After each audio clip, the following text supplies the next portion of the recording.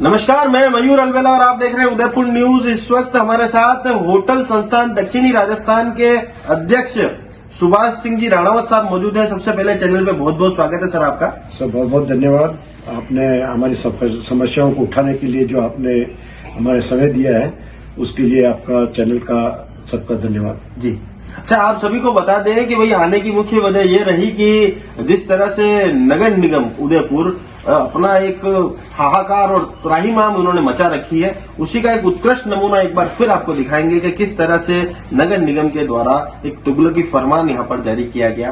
तमाम होटल व्यवसायी, तमाम ठेला व्यवसायी, तमाम किराना व्यवसायी और तमाम झील किनारे वाले होटल और रेस्टोरेंट व्यवसायियों के लिए एक तुगलकी फरमान यहाँ पर जारी किया गया है, जिसकी वजह से होटल संस्थान दक्षिणी राजस्थान में काफी रोष व्याप्त है और साथ ही साथ जो छोटे खुदरा व्यापारी हैं उनमें काफी रोष व्याप्त है। आप सभी को मालूम है कि उदयपुर एक टूरिस्ट प्लेस है, टूरिस्ट सिटी है, जहां का मुख्य व्यवसाय पर्यटन पर निर्भर करता है। उसी के तहत यहाँ पर होटल और रेस्टोरेंट की संख्या दूसरे शहरों के बनिस्बत ज्यादा है।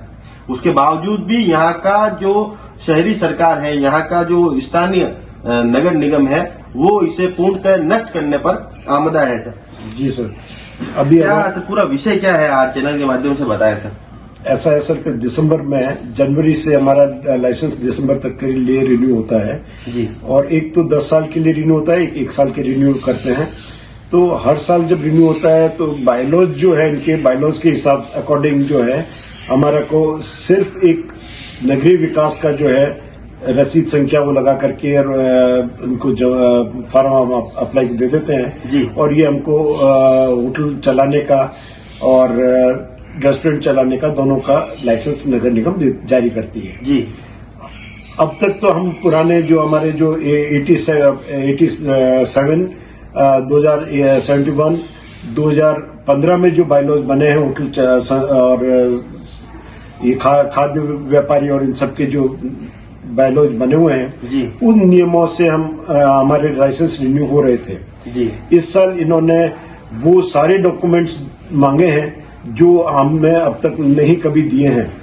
उसमें जैसे किराया चिट्ठी है या पट्टा है, आपका एनओसी है, पॉल्यूशन की एनओसी है, आपका फायर ब्रिगेड की एनओसी है।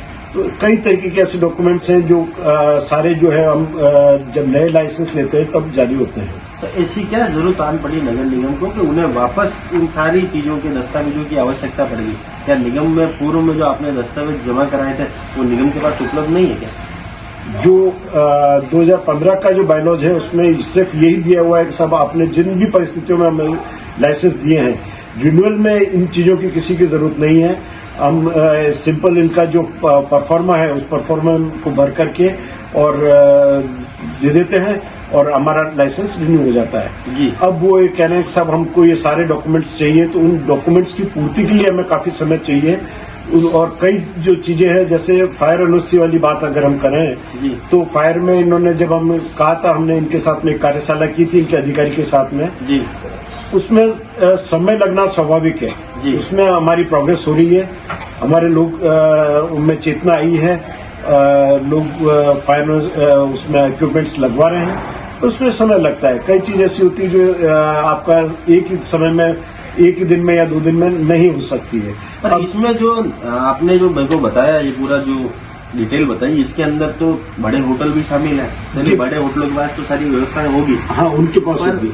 छोटे विश्राम गृह तक भी उसमें शामिल है, ठेला व्यवसाय भी शामिल है, आम किराना, ये सब चीजें वो व्यवस्था वो कहाँ से लाएंगे? वो नहीं लाएंगे तो उनके लाइसेंस रिन्यू नहीं हो पाएंगे और अगर उनको इस पूर्ति के लिए वो करेंगे भी तो उसमें समय लगेगा।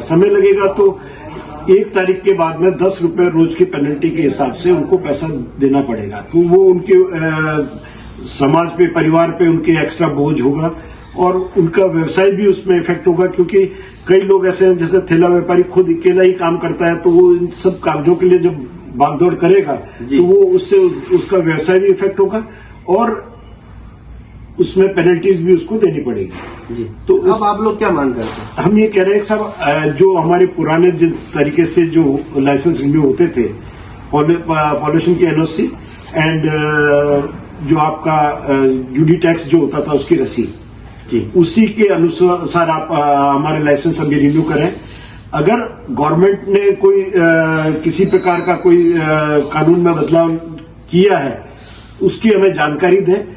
आप एक कोई कार्यशाला करें, लोगों को बताएं और उसके लिए अगर जरूरत है तो उसके लिए समय दे करके उसको प्रेक्षण लें। जी, तो राणावत साहब से हमारी विशेष मुलाकात थी। राणावत साहब ने स्पष्ट यहाँ करा कि कार्यशाला का आयोजन आप करें और जिसके अंदर जो भी उचित कदम हो उठाए जाने चाहिए और थोड़ी सी नरम दिली यहाँ पर दिखाने की आवश्यकता है। तुगलकी फरमान जो जारी करा है इसकी आवश्यकता यहाँ पर नहीं है। आपको थोड़ी सी आपके जो नियम तकादे उनमें रियायत यहाँ देनी पड़ेगी। हमने 1991 का दौर भी देखा जब देश के अंदर व्यापार को बढ़ावा देने के लिए 3 नई पॉलिसी इजाद की गई थी, उदारीकरण, वैश्वीकरण और निजीकरण। और उसके बाद जब हम 2024 में आम व्यापारी अगर व्यापार को बढ़ावा देना चाहता है उसके बाद इस तरह से तुगलकी फरमान यहाँ पर जारी करना काफी चिंतनीय विषय है। एक बड़ा व्यवसायी इन सारी चीजों को लाने में सामर्थ्य रखता होगा पर एक छोटा व्यवसायी इन सारी चीजों को लाने का सामर्थ्य नहीं रखता। तो ये तुगलकी फरमान वापस लेवे नगर निगम ताकि आम जन में एक अच्छा मैसेज और पॉजिटिव वाइब जाने की जरूरत है। जय हिंद, जय भारत, जय मेवाड़। धन्यवाद।